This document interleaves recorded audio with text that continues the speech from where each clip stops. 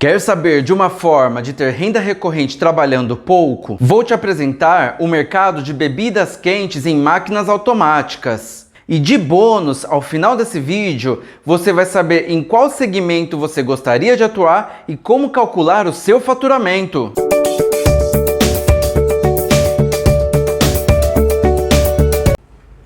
O café é o alimento mais consumido no planeta. Muita gente gosta de café, mas muito mais pessoas amam café. O Brasil é um dos maiores consumidores do café e o principal produtor. Muita gente, que gosta de café. Vocês devem conhecer muita gente por aí. Porém, 99% do mercado ainda consome aquele café passado no coador. E não é muito bom aquele cafezinho passadinho, muito quentinho, O consumo através de máquinas ele ainda é muito pequeno. E, gente, é aí que mora a oportunidade, não é isso mesmo? Bom, nessas máquinas que a gente tem o coador, mesmo no comércio, mesmo na cafeteira, no bule de casa, o ideal é que você passe um novo café a cada 40 minutos, porque depois disso começa o processo de oxidação, que além de atrapalhar o sabor do café, faz com que a experiência não seja tão boa, Aí se você precisar trocar o café após 40 minutos, há desperdício do café que você já passou, não é isso? Além de ter que refazer o café, gerar mão de obra, custo de gás, entre outros. E é aí que a máquina de bebidas quentes, ela entra como uma solução, O café, ele é fresco 24 horas por dia, ao toque de um botão, não gera desperdício porque ele fica em formato sólido, ele só mistura com a água quando aperta o botão, ela é automática e tira sempre o mesmo café, o café padronizado. Você pode colocar em diversos lugares, como restaurante, padaria, empresas, clínicas, etc. Aonde você imaginar, com volume mínimo de doses, claro. E Rafael, como funciona essa operação de máquina de café? Ela é completamente automática? Eu preciso fazer alguma coisa? Como é que funciona? Bom, existem algumas diferenças e eu vou tratar de forma geral em 3 diferenças aqui. Todas as máquinas precisam de limpeza diária, que basta limpar com um pincel, basta limpar com uma flanela e abastecimento de produtos. Esse trabalho é diário. As máquinas que possuem sistema de pagamento, além da limpeza e abastecimento, ela precisa do recolhe quando tem o dinheiro físico, notas ou moedas. E a máquina que existe o copo automático, tem mexedor automático, tem outros acessórios, é preciso abastecer também com copo, além das outras 3 coisas que a gente já citou. Então, quanto mais simples a máquina, menor a operação nessas máquinas. Eu vou dar alguns exemplos para vocês. Vejam, é o mesmo modelo de máquina, em 3 situações completamente diferentes. Só muda o adesivo delas. Neste primeiro aqui, que a gente chama de bebida paga, o cliente, neste caso, compra a bebida através de um aplicativo que ele tem no celular e a máquina libera a bebida. Ela não tem sistema de pagamento físico. Esta mesma máquina, ela tem a bebida doada, então as pessoas compram, a clínica compra a bebida para doar para o seu paciente. E aqui é uma revenda de bebidas, onde não tem nenhum sistema de pagamento, nem de copo, onde a pessoa paga a bebida no caixa. A diferença está só nos acessórios, as máquinas são as mesmas. E vamos desmistificar os modelos de máquinas, a coisa do tamanho de máquina. Muitas pessoas perguntam, essas máquinas maiores são muito complexas? Na verdade, eu coloquei aqui 2 modelinhos, um menor e um maior, da mesma marca, do mesmo fabricante. Vejam que esses 2 containers são os containers que cabem aqui, por exemplo, de chocolate quente, de pó para cappuccino, e este internamente é o total desta máquina que está aqui do lado, ou seja, quem sabe mexer nesse conjunto, sabe mexer nesse, ou seja, mais uma vez, sabe mexer na máquina pequena, sabe mexer na máquina grande, A grande vantagem de ter máquina pequena ao invés de grande é que tem aquela conta do investimento versus retorno. A menor, claro, ela é menos estruturada, por isso é mais barato. E a operação da máquina menor, ela traz muitas vantagens na hora da logística. Não é uma máquina grande, por exemplo, uma máquina como essa, você precisa de um caminhãozinho para carregar. Esta daqui, você precisa de um carro que tenha, ela pesa quase 40 quilos, então você precisa de um carro, alguém um pouquinho mais preparado para carregar, mas dá para carregar num carro pequeno, e essa daqui talvez até numa mochila caiba,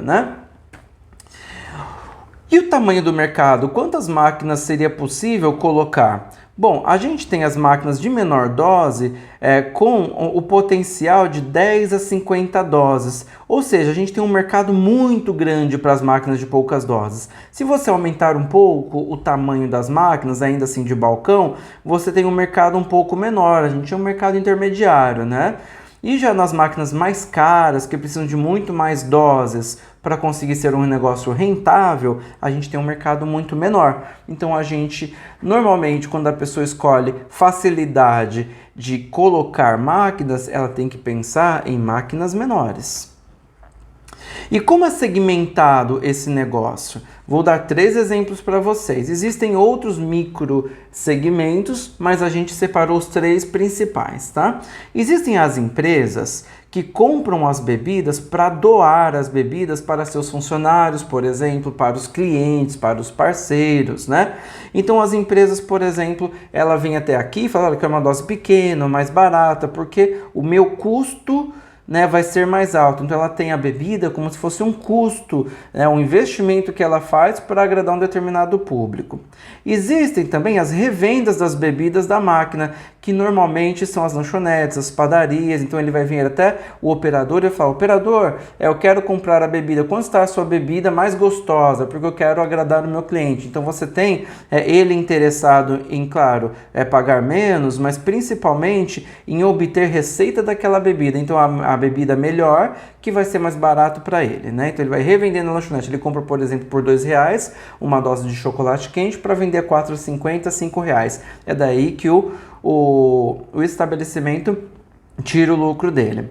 E tem também as empresas que disponibilizam espaços, alugando ou cedendo gratuitamente para que seja instalada uma máquina nesse estabelecimento. Por exemplo, o metrô, ele aluga espaço para colocar máquinas de bebidas quentes, né?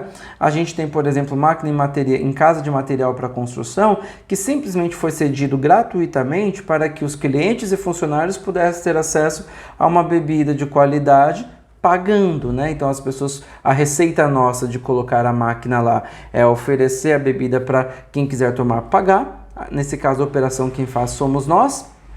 E o estabelecimento que ele ganha atratividade para o funcionário e para o cliente, né? Então ele nem sempre visa receita, o que cobra aluguel, por exemplo, visa receita, ou um percentual de vendas visa receita, mas a maior parte deles visa comodidade mesmo.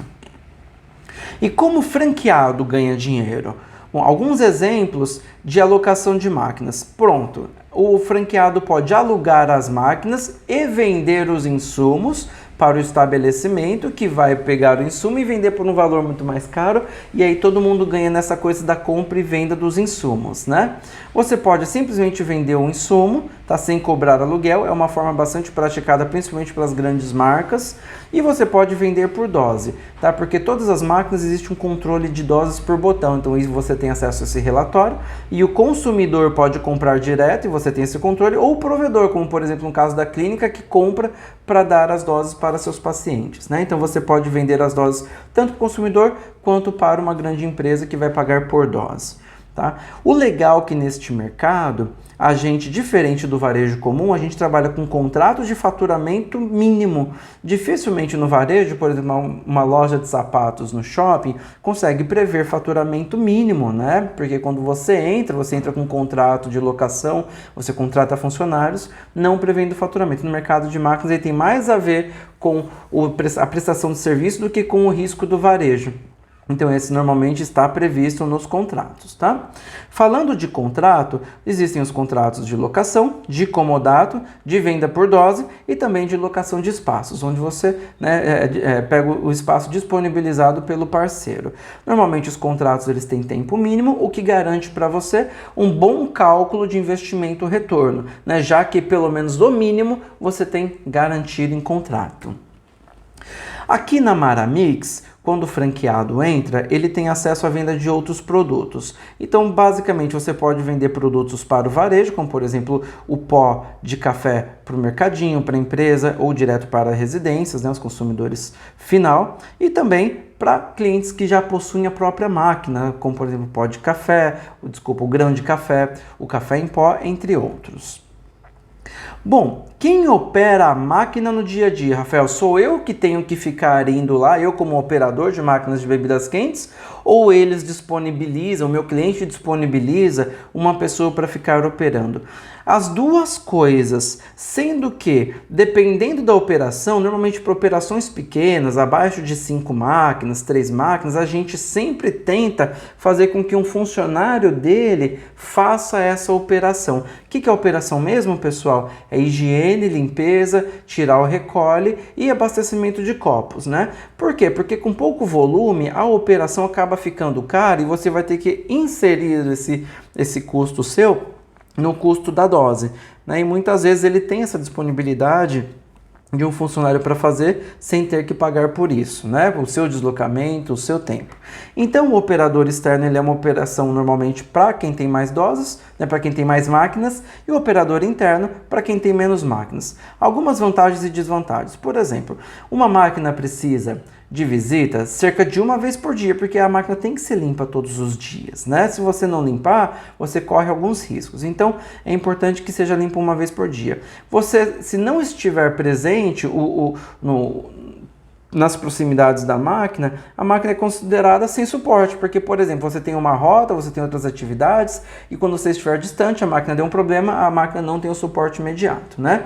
E nem a responsabilidade do operador. Se você puder voltar só no dia seguinte, ela ficou parada durante um dia, porque o operador externo, nesse caso a gente está chamando na figura do franqueado, né? A gente tem essa pessoa responsável por voltar no dia seguinte. Ela ficou um dia parada por falta do franqueado ir até a máquina. Tá? É uma responsabilidade que ele assumiu no momento que ele assumiu esse tipo de contrato.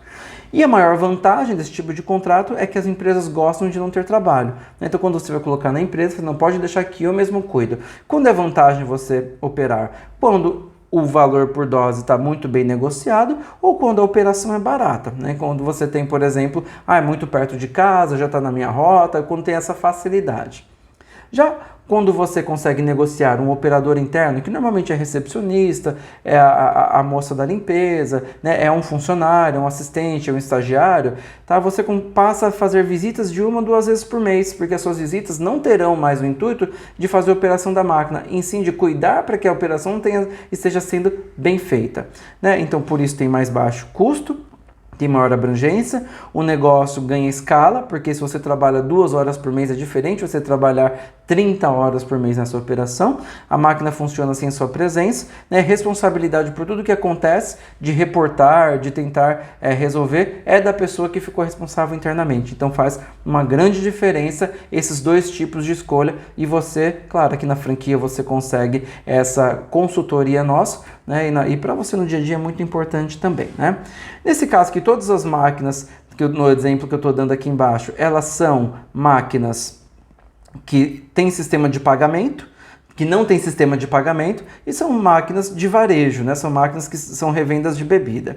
A gente tem, por exemplo, aqui não, aqui a gente tem esse quadrado todo aqui como máquinas de varejo, e a gente tem uma máquina aqui de revenda de bebidas. Então deixa eu só colocar a caneta aqui de novo. Pronto, a gente tem uma máquina aqui que tem a moedinha que as pessoas pagam para poder consumir.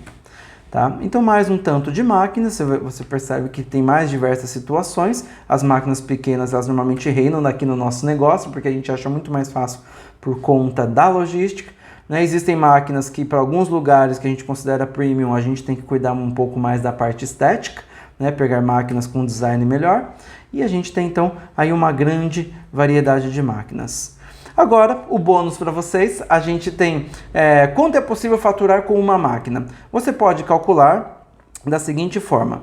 Bom, você calcula quantos dias você pretende operar com a máquina, o valor da venda por dose e o volume de saída diário. Multiplicando essas 3 variáveis, você encontra, por exemplo, se você tem 20 dias por mês, o valor que você vende a R$2 por dose e 40 doses por dia, você chega a um faturamento de R$ 1.600 por mês. Qualquer dúvida, a gente está à disposição, fique à vontade, a gente tem muito material no nosso YouTube, vai ser um prazer conseguir falar com vocês. Tá bom, gente? Muito obrigado!